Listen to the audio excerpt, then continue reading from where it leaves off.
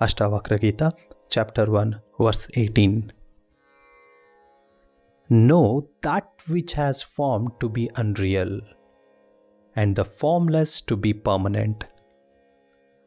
Through this spiritual instruction, you will escape the possibility of rebirth.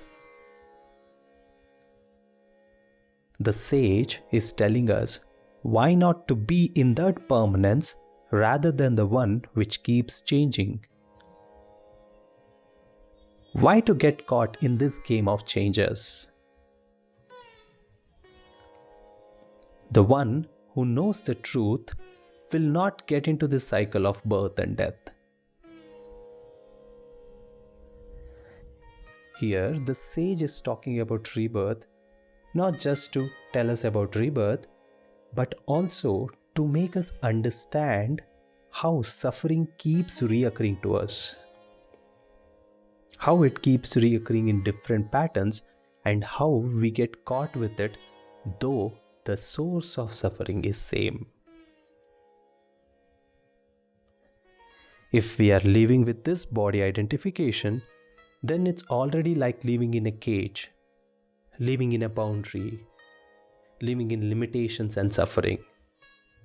This form itself is cage, boundary, limitations and suffering. Why is there a necessity to get caught with this form?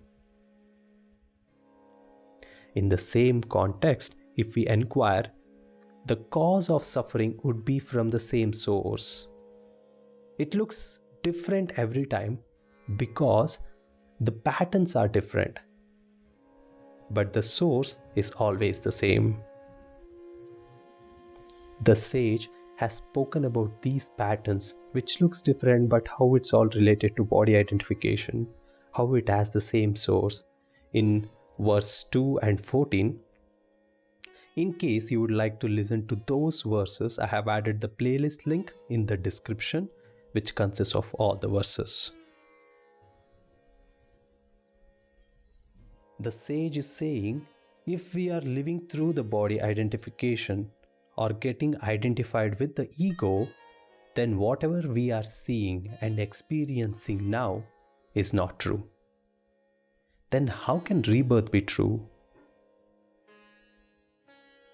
That which has form is not true.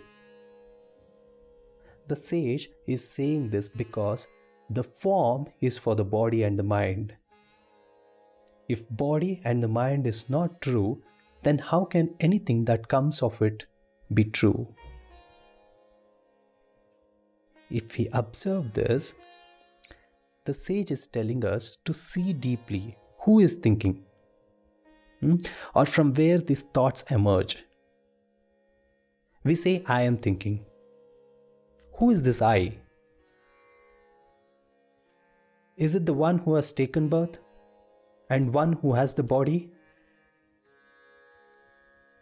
So there is body consciousness, if this is the case.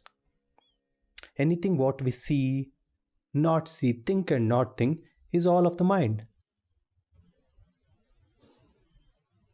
So if the body identification is true for the ego, then how can it think of the future?